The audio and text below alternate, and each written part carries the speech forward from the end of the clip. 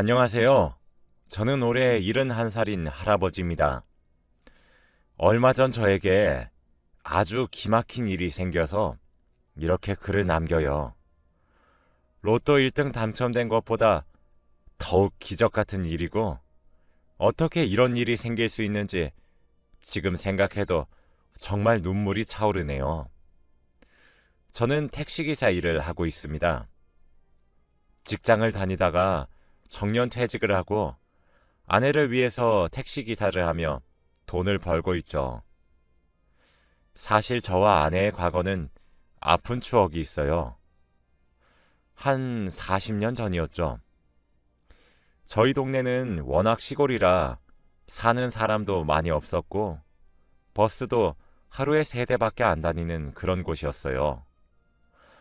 저와 아내는 그곳에서 아이를 낳고 키우면서 가정을 꾸려 나갔습니다. 저희 동네에는 아무것도 없으니 식재료를 사려면 장날에 버스를 타고 시내로 가서 시장에서 장을 봐야 했어요.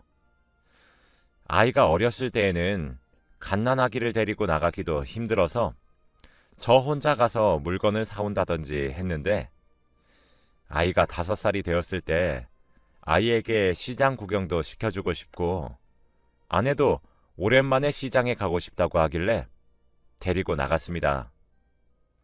딸은 5살이 되어서 버스를 처음 탔고 울 줄 알았던 딸은 울지 않더라고요. 다른 할머니, 할아버지들도 저희 딸 보고 어쩜 이렇게 예쁘냐고 귀여워하셨죠. 딸은 시장에 가는 내내 울거나 보채지 않았고, 시장에 도착해서 많은 사람들이 있는데도 전혀 울지 않았습니다.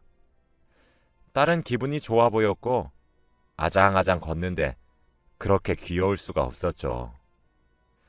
시내에 있는 시장은 장날에만 열려서 사람들이 엄청 많은데, 우리 딸은 태어나서 그렇게 사람이 많은 것을 처음 봤지만 당황하지 않더군요. 저희는 혹시나 딸을 잃을까봐 안고 다니고 싶었는데 딸은 걸어서 가고 싶다고 고집을 피우더라고요. 안으면 울길래 위험하다고 해도 끝까지 고집을 피웠습니다. 시장은 걸을 수도 없을 만큼 인파가 몰려 있었고, 잘못하다간 딸이 다칠 것 같았지만 딸의 고집을 꺾을 수 없었고, 손을 잡고 있으니 이 손만 놓지 않으면 괜찮을 줄 알았죠.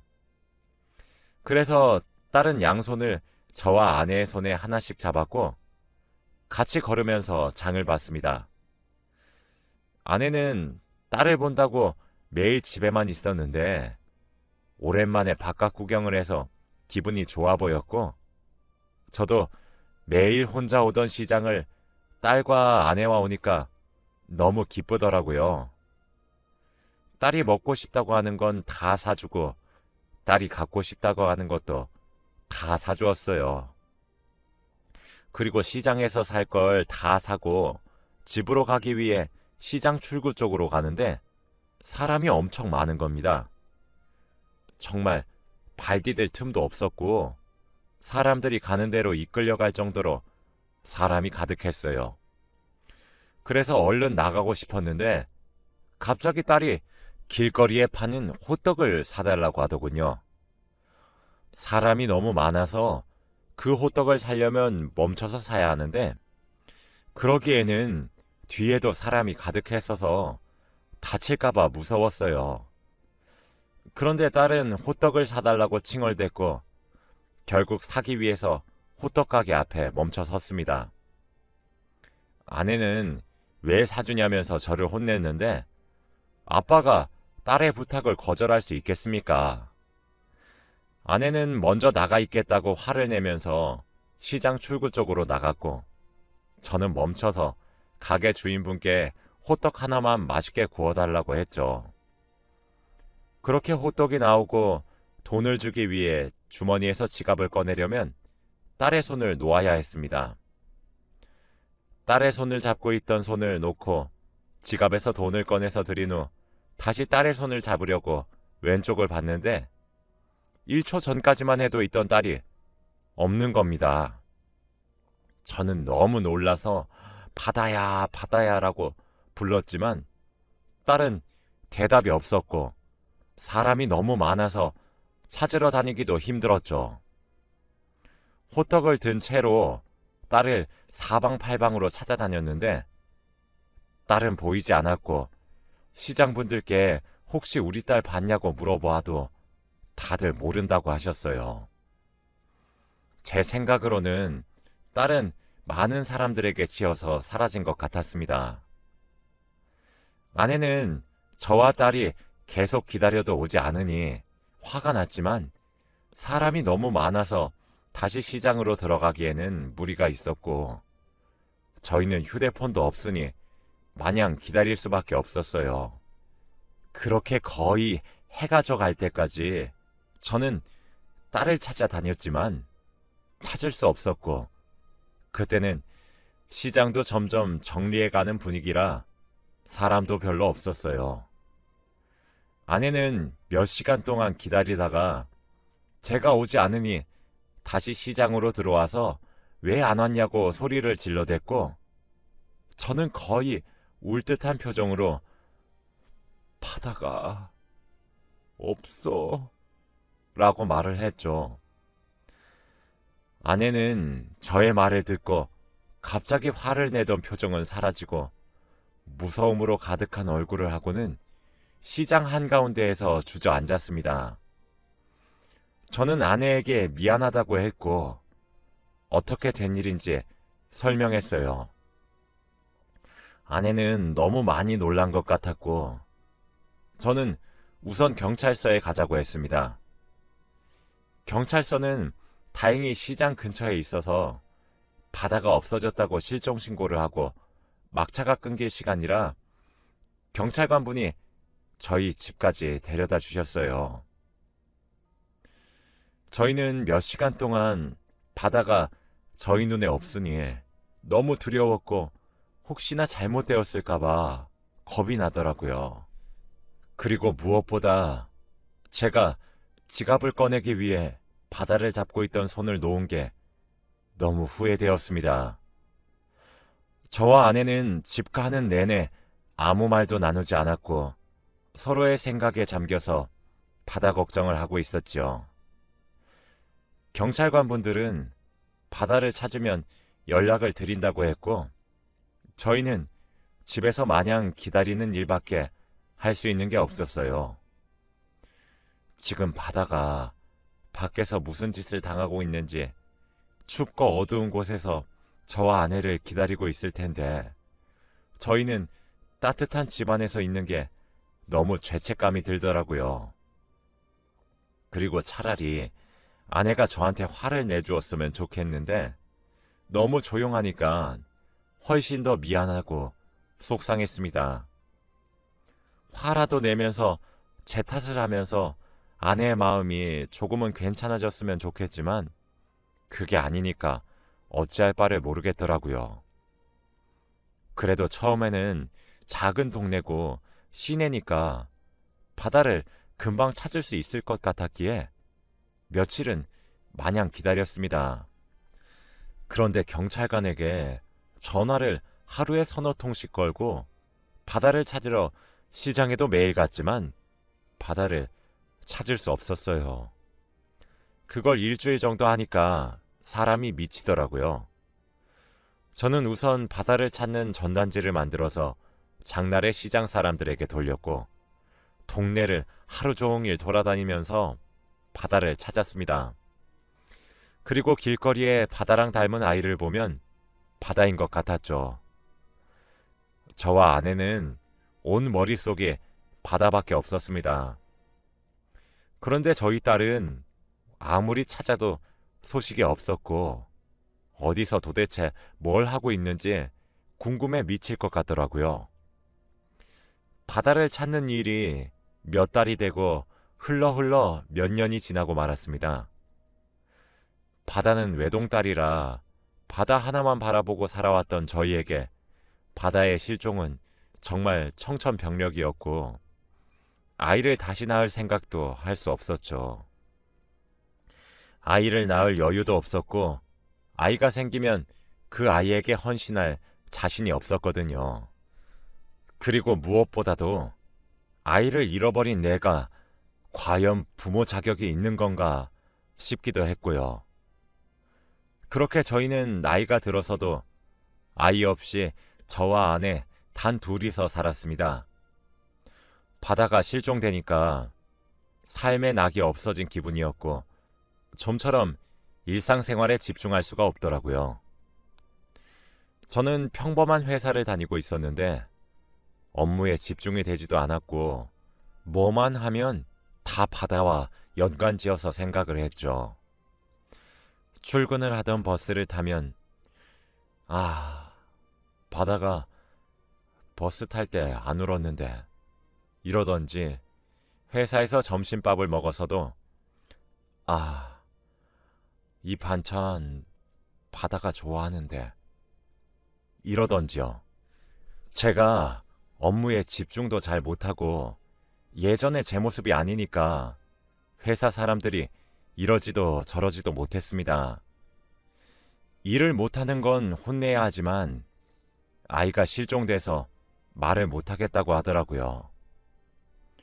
저도 제가 예전과 다른 건 알고 있었지만 그게 쉽사리 바뀌지 않았습니다.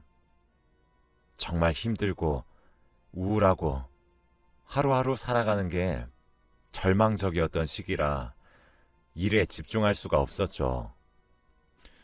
시간이 지날수록 회사 사람들이 저를 멀리하는 게 느껴졌고 저도 회사에 피해만 끼치는 것 같아서 결국 오랜 고민 끝에 사직서를 냈습니다. 저도 힘들게 들어온 회사고 마음에 들어서 오래 일을 하고 싶었지만 제 몸과 마음이 따라주지 않아서 어쩔 수 없었어요. 집으로 돌아와서 아내에게 회사에 사직서를 냈다고 하니 화를 낼 줄 알았던 아내는 오히려 덤덤하게 그래 라고 말하더군요. 저는 다니던 직장을 그만두어서 수입이 없었기에 아내를 먹여 살리려면 돈이 필요했어요. 그런데 이 동네는 워낙 시골이라 할 수 있는 일이 적었고 일을 하려면 시내로 나가야 했죠. 그리고 바다가 없어진 곳 근처에서 일을 하면 조금이나마 바다를 찾는 데 도움이 될 것 같아서 제가 정한 다음 직업은 바로 택시기사였습니다. 택시를 타고 온 동네를 돌아다니면 바다를 찾을 수 있지 않을까 하는 괜한 기대도 했거든요. 저는 예전에 따놓은 운전면허가 있어서 다행히 택시기사가 될 수 있었고 다른 택시기사분들에 비해서는 나이가 젊은 편이었지만 그래도 잘 할 수 있었습니다. 손님들을 태우고 목적지까지 데려다주는 일을 하면서 타는 손님들에게 다 바다의 사진을 보여주고 혹시 이 아이 본 적 있냐고 물어봤어요. 다들 바다를 모른다고 했고 바다의 흔적조차 찾을 수 없었죠. 그렇게 몇십 년을 택시기사로 살았습니다. 점점 5살 때 바다의 얼굴이 머릿속에서 사라져가는 것 같았고 아이를 찾는 일도 포기해야 했죠. 다른 분들도 처음에는 금방 찾을 수 있을 거라고 했지만 몇십 년 동안 5살 때 잃어버린 아이를 못 찾고 있으니 포기하라고 하더라고요. 솔직히 가망이 없는 건 알지만 그래도 죽었는지 살았는지는 알고 싶었습니다. 그리고 시간이 지나서 바다를 잃어버렸던 시장도 문을 닫고 새로운 건물이 들어섰고 그 동네는 재개발이 되어서 많은 아파트와 상가가 세워졌죠. 저는 택시기사를 하면서 많은 손님을 태웠고 이야기도 많이 들었습니다. 정말 세상에는 다양한 사람들이 존재하고 나보다 더 큰 슬픔을 가진 사람도 많다는 걸 깨닫게 되었죠. 저는 항상 똑같은 곳에서 운전을 하는 게 아니라 거의 전국적으로 손님들을 태워서 다니는데 어느 날은 한 여자가 제 택시에 타더라고요. 그런데 완전 죽어가는 목소리를 하고 한 대학병원으로 가달라고 했습니다.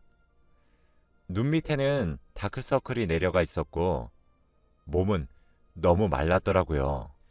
나이는 좀 있어 보였는데 딱 그 여자를 보면서 아이고, 우리 딸도 지금쯤 손님 나이가 됐을 텐데 라고 말을 해버리고 말았어요. 머릿속으로 혼자 생각하려고 했던 말인데 저도 모르게 입 밖으로 튀어나오고 말았죠. 그런데 손님은 당황하시지도 않고 슬픈 눈으로 창밖만 바라보더라고요. 저는 원래 손님들한테 말도 잘 걸고 재밌는 이야기도 많이 하는데 왠지 모르게 그 손님에게는 아픈 사연이 있을 것 같아서 아무 말도 못 걸었습니다. 그런데 대학병원까지 가는 시간은 1시간이 넘게 걸렸고 그동안 아무 말을 하지 않기에는 입이 너무 근질근질 거리는 겁니다. 그래서 저는 병원은 무슨 일로 가세요?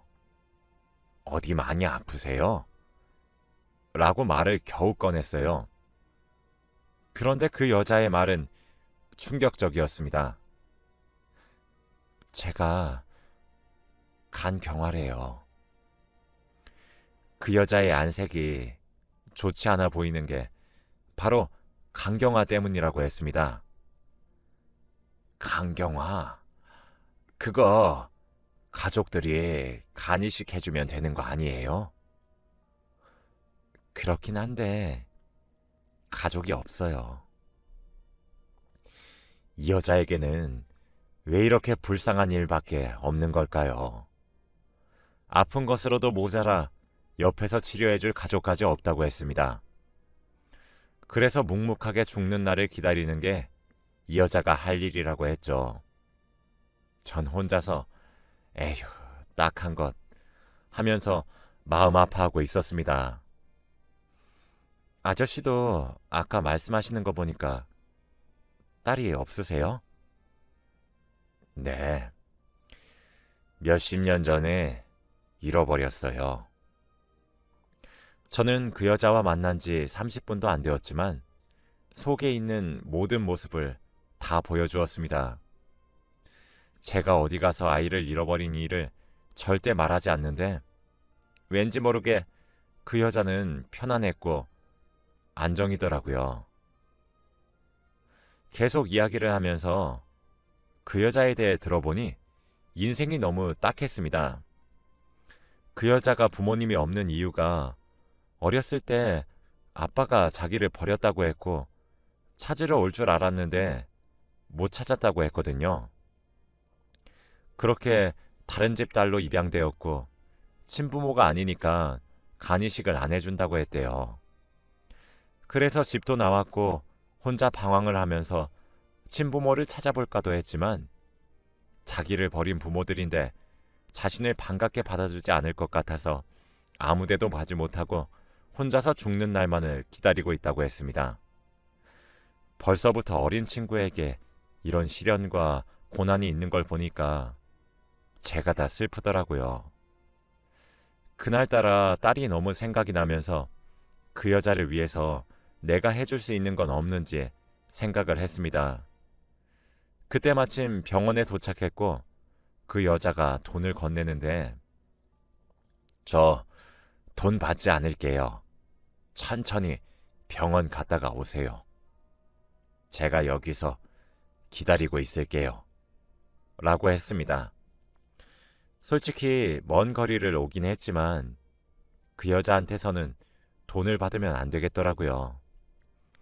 그 여자는 괜찮다고 했지만 저는 고집을 피웠고 그 여자는 알겠다고 하면서 병원으로 향했습니다.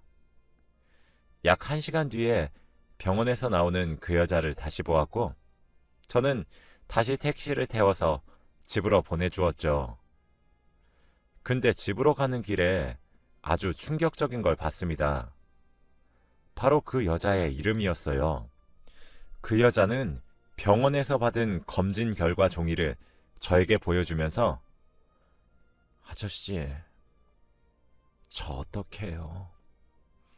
라고 말을 하더라고요. 그런데 거기에 쓰여진 이름은 바로 제 딸 이름인 바다였습니다. 근데 성도 같았어요. 너무 놀라서 그쪽 이름이 바다예요? 네. 근데 저 버렸던 부모님이 바다처럼 넓고 끝이 없는 사람이 되라고 지어주신 이름이에요. 저는 순간 차를 갓길에 세워서 멈춰섰습니다. 제가 제 딸 이름을 지어준 이유와 똑같았거든요. 바다라는 이름이 원래 흔한 이름이 아니기도 하고, 어릴 때 부모님을 잃은 기억도 저희 딸 입장에서는 그렇게 느껴질 수도 있겠다 생각했어요. 저는 혹시나 싶어서 아빠를 마지막으로 어디서 봤냐고 물으니 시장이요 라고 말을 하는 겁니다. 저는 두 손이 벌벌벌 떨린 채로 바다야 라고 하며 손을 잡았어요. 바다도 제가 울면서 손을 잡으니 아빠인 걸 눈치챘는지 울더라고요. 저는 그날 몇십 년 만에 우리 딸 바다를 찾았습니다. 저는 바로 택시를 이끌고 집으로 가서 아내에게 바다를 소개시켜줬어요. 그런데 아내는 바다를 보자마자 딸인 걸 알았고 같이 셋이서 울었죠. 정말 이게 꿈인지 현실인지 분간이 되지 않았어요. 로또 1등 당첨된 것보다 더 기쁜 일이었고, 다행히도 바다가 잘 자라주어서 너무 감사하더라고요. 그런데 하나 걸리는 게 바로 바다의 간 경화였습니다. 솔직히 간이야 떼어줄 수 있지만 나이가 있어서 저와 아내의 간이 오래되었으니 과연 도움이 될까 싶었죠. 병원에 검사를 받는데 바다는 엄마, 아빠, 굳이 나한테 간 안 주셔도 돼요. 나이도 있으신데 하루라도 더 행복하게 사셔야죠. 바다야, 우리 걱정하지 마렴. 우리 가족 중에서 네 건강이 제일 중요해. 저는 바다에게 저의 모든 걸 다 줄 수 있었습니다. 검사 결과를 보니 제 아내는 술을 너무 많이 먹어서 안 된다고 했지만 다행히 저는 술, 담배 아무것도 안 해서 저만 간 이식이 괜찮다고 하더라고요. 최대한 빨리 수술 날짜를 잡고 수술 당일날 저는 바다와 함께 두 손을 꼭 잡고 수술실로 같이 들어갔습니다. 수술이 끝난 후 제 옆에서 자고 있는 딸을 보니까 이게 꿈이 아니구나 싶더라고요. 포기하다시피 몇십 년을 살았는데 떡하니 우리 딸이 살아있다니요. 자랑스럽고 대견했습니다. 저와 딸 그리고 아내 셋은 그날부터 행복할 날들만 남았어요. 회복이 끝나고 집으로 돌아와서 오랜만에 식탁에 앉아 셋이서 밥을 먹는데 너무 행복하더라고요. 드디어 제대로 가족을 일군 것 같았습니다. 바다를 입양해 주시고 키워주신 분들에게 당연히 감사 인사를 전해드렸고 정식으로 바다를 저희 딸로 데리고 왔습니다. 앞으로 이제 저의 모든 것을 저희 딸에게 바치도록 할게요. 정말 세상에는 대단한 일이 많은 것 같네요. 혹시 주위에 저와 비슷한 아픔을 겪고 있는 사람들을 본다면 꼭 제 이야기를 해주세요. 저의 이야기는 여기까지입니다.